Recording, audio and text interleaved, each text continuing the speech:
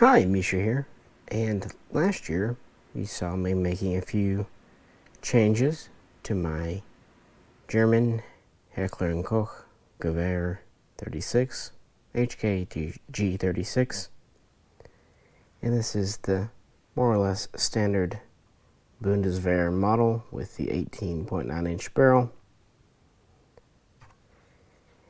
And last year I changed out the 1.5 power so-called export sight for a so-called dual optic. I'm going to set you down for a second.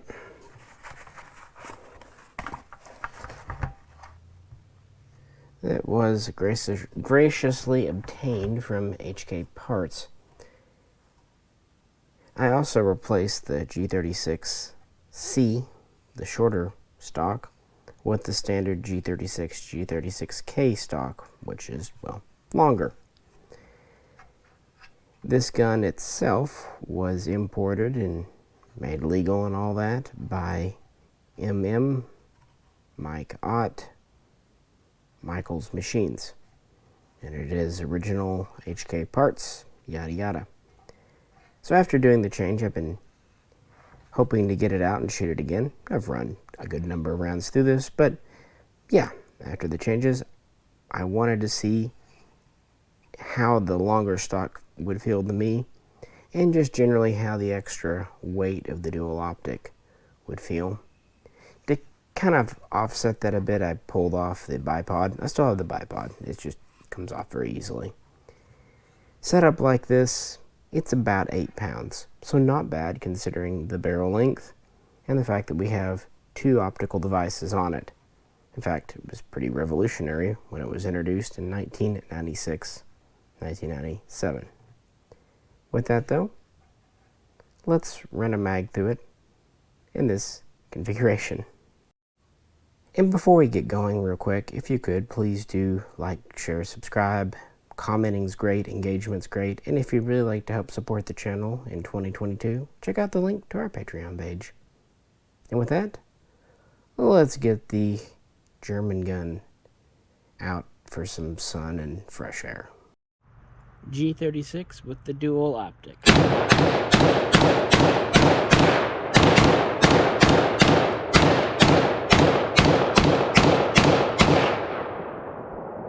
Hold open.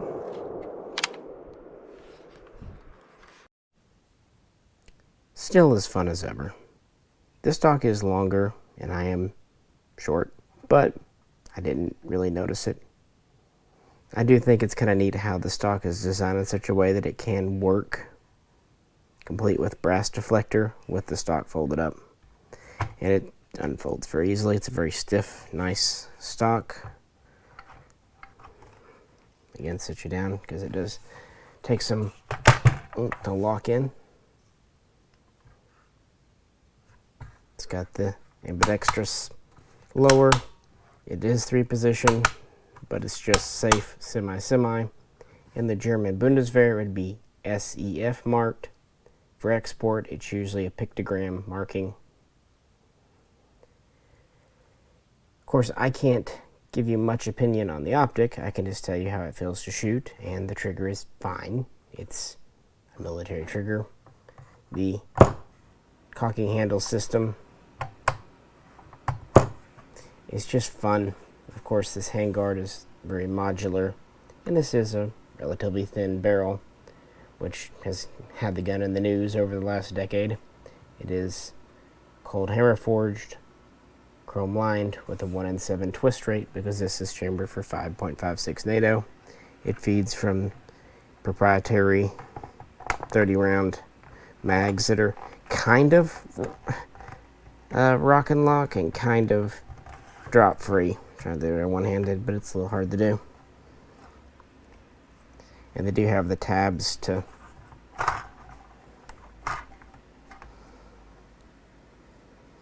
lock together. They do, if you think about like the HK-G3, which this replaced, it's mostly a straight-in insert, but HK has this habit of kind of doing the little bit of a jag to get it in just a little bit, because you have kind of a paddle release. So it's a hybrid design, which is pretty cool. No port door, nothing like that. I had this out at the range, partially just because I wanted to shoot it, and also as a control in case the other gun we brought had issues, which it didn't, but it was there. And for a third reason, I was really curious what J-Ro's response would be to it. It's an interesting gun, almost a love it or hate it type gun. So yeah, I was very curious if he would love it or hate it. So let's show his first mag he put through it. Now I'll let J-Ro try the G36.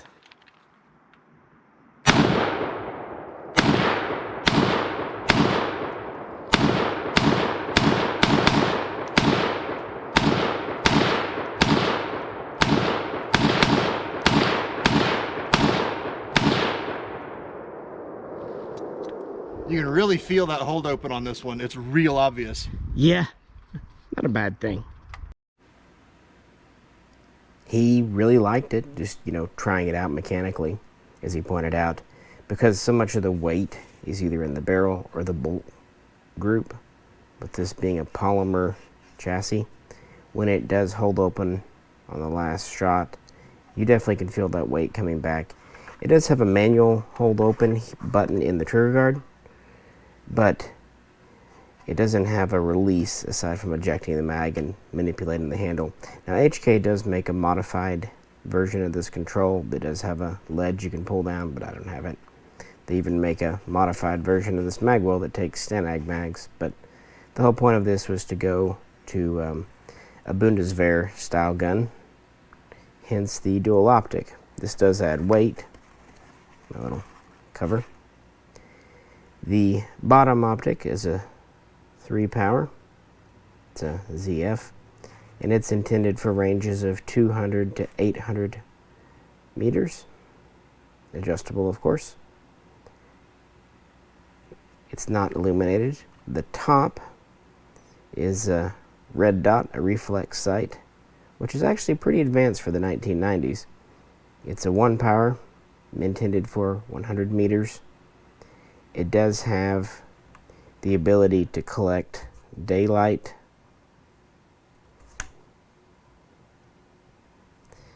to power during without anything. It also has a battery with a sensor with a red dot that is adjustable for intensity over here for either night use or just low light use if you're coming into a dark building or something. Heck, it even was designed that a night sight could be mounted in front of it here on this handle. So they were trying to kind of go for everything. This is a Hensoldt system, part of Zeiss. It's part of the ZF series. So 3 power, 1 power. And I'm not the one to talk about how it works, but I will say the internet is pretty critical of this sight. Keep in mind, though, it was designed in 1995 or thereabouts. With that, though, before I could even ask him to, J-Ro asked if he could try it again and, go try using the optic. So he tinkered with it a bit, and then we had him shoot a few rounds on camera. Now J-Ro is going to try out the dual optic.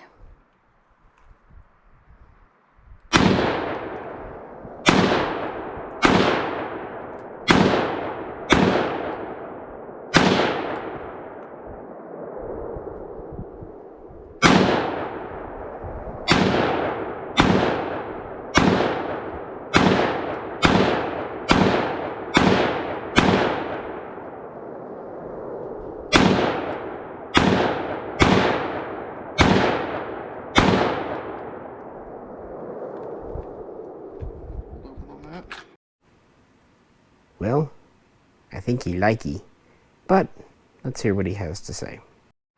So what'd you think of the West German, or rather German, dual optic? I like it. I'm gonna go down range and take it some. I mean, I wasn't shooting off a bench or anything, but it's real easy to pick up. Switching from one to the other, pretty simple. Optics, the red dot's real clear in it. That's super easy to pick up because if you're looking anywhere through it, you're going to see it. You know, it's not like the PS90 or something where you kind of have to have your head at the right angle for it. But yeah, I like it. I like the fact that the mag seat real clean and easy.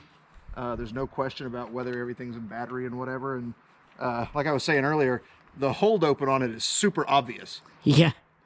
You feel the difference in the weight of the movement of the bolt so much that you don't even have to keep going to know that you're empty. It tells you. Yeah, it's a pretty massive bolt carrier group, so, you know, heavier than an AR. So, yeah, you're going to definitely feel it, especially with that polymer chassis.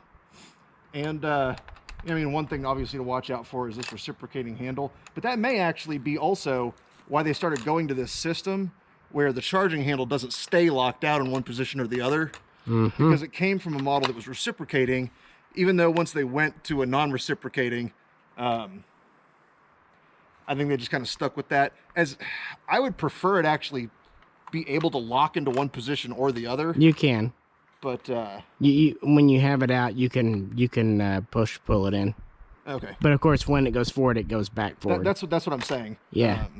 With a reciprocating system, I would never want one that stays out. But for a non-reciprocating, it's just easier to get a hold of it. But that is reciprocating. Yeah, I know. That's what I'm saying. Yeah. I wouldn't want to lock this one out, but yeah. Yeah, I like it. It's clean. Sorry for any confusion. When he was talking about non-reciprocating and reciprocating, it was kind of relaying to the other gun we had out that day, the Springfield Hellion, and we were already talking about how this system up here is very much inspired by this system. But of course, with the G36, this handle is part of the bolt group and reciprocates. Whereas on the Hellion, this is a whole different assembly and is non-reciprocating. And when he was shooting the Hellion, he was actually hoping for a way to kind of lock it forward. I know when you have it back, it can be locked in either position. In fact, that's kind of where you're stuck at. But once it goes forward, he was just wanting it to be able to be locked forward since it was non-reciprocating. But what he was saying was, with this being reciprocating, obviously you wouldn't want that bouncing back and forward. And of course you can lock it forward on the side like that, rather, but when it goes forward it automatically does it. So that's what he was referring to, just to let you know. But as you heard, he really likes this optic. He found the sight very easy to acquire, and just found it very natural to step into. Plus he liked the overall feel of the gun. He even kind of liked how the mags come in and out, and as he pointed out, everything was just kind of smooth, slick, and very intuitive. And this is a very intuitive gun. Very few controls external on it, and you can definitely see the inspiration with the Hellion. In fact, the early versions of the VHS had a 1.5 power optic like the export version, the G36E of this. They're both short stroke. Gas piston, rotating bolt. Of course, this is a conventional rifle. Another thing, the G36 was designed to have modular barrels. The Bundeswehr mostly ordered the 18.9-inch standard G36, but they did order a number of the 12.5, 13-inch G36K Kurz carbines, as well as the MG36 light machine gun, which is mainly the same thing, but with a heavier barrel and a bipod.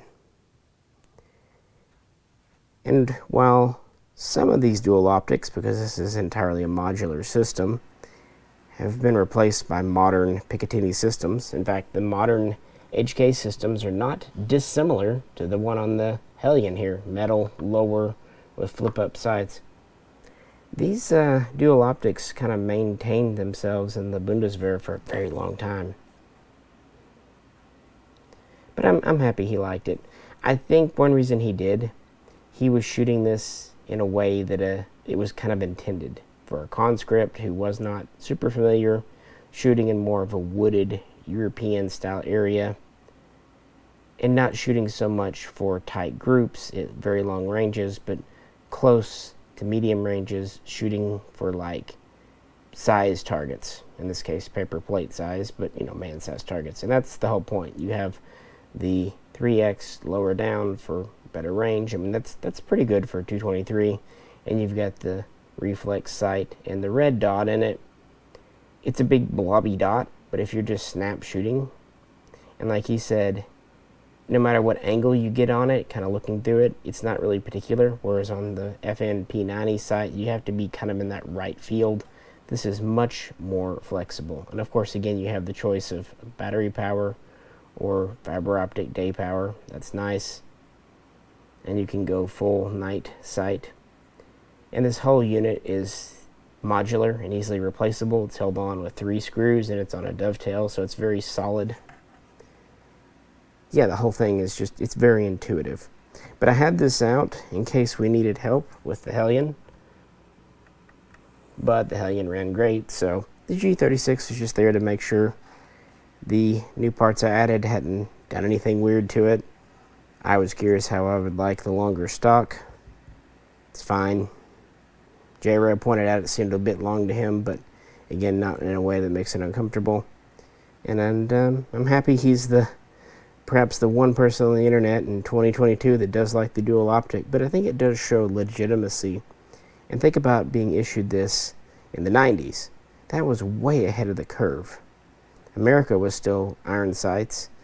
You know, Austria with the AUG had an optic as standard, but not a dual. You know, that was one of the most advanced features of this gun, because everything else is pretty standard with the G36. Component-wise, this thing is pretty much old hat for a lot of HK fans. We've got a very modular handguard, even held on with a pretty standard-looking HK spring-loaded on the end push pin. There's even a spot in the stock to store up to 4 push pins. In the front, like I said, we've got a relatively lightweight, I can talk now, barrel with a gas block, non-adjustable. We have a short stroke gas piston inspired by the AR-18. This is what was used in the HK 416 MR 556 as well. The barrel is screwed in with a nut to a metal trunnion, steel trunnion, which itself is inset into the polymer chassis here. The magwell is removable if we need to. We've got a pretty standard HK trigger pack. Of course, HK's made tons of versions. Single spring recoil system. This is the end plate that goes behind the stock. Here's that bolt carrier I told you about. See, it's quite massive, so you'll notice it. And of course, the handle is directly connected to it.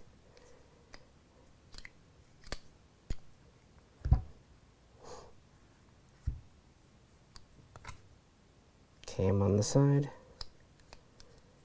Pretty standard, guys. And that's because the Bundeswehr didn't want anything, and the German government couldn't afford anything revolutionarily forward. In the 80s, they worked with the G11 and its caseless ammunition, but reunification with East Germany meant that they had more soldiers and less money. So, beginning in '92, they started looking for a new service rifle to replace the G3, and as it happens, the AK-74 in the East Germans. And while HK at first tried to give them the HK-33 or the G41, they were not interested, and so the HK-50 project got started. And what they really wanted was something affordable, easy to mass produce, modular, updatable, you know, all that good stuff, ambidextrous, lightweight, and they wanted it to be easier to fire control than the G3, which was a way of saying make it 5.56 without actually saying make it 5.56. So HK designed this gun exactly to meet the needs of the Bundeswehr. And they began testing it around 1995. and it officially entered service in 1997 with an initial order of 33,000, with an option for 17,000 more, so 50,000 once the option was very quickly realized. And they first started to be given to special forces supporting NATO that year, and would first see combat in 1999 in Kosovo, which was one of the first times that Germany would really exercise any military force in any kind of foreign engagement since World War II. And deliveries would continue. Ultimately, the Bundeswehr would get just shy of 170,000 of these, and they would be exported to nearly 40 countries, licensed produced in Spain and Saudi Arabia, and to this day estimates range about 260,000 G36s of all types and stripes have been built. Even the mags are kind of part of the lightweight idea, using modern polymer. They work well and they're very light. Interestingly, they tended to issue them in these single cell pouches. They do make, oh, that's my bayonet from the AK. Oh well. They do make double cells, but it seems like the Bundeswehr mostly issued the single in a simple kind of double HK hook sling. It works. The whole system worked fine. It was designed for a European war, defensive war. That's where it was tested. Of course, 2010, there was the whole thing in Afghanistan where 3 soldiers tragically lost their lives. That started the whole debate. There's truth on both sides, but the fact is when it went to court, HK was found not to be responsible and that they designed the gun that the Bundeswehr requested, and so if the Bundeswehr was not using it for what it was designed for, that was kind of on them, not HK. They started looking into a replacement in the beginning, 2015, seriously in 2017.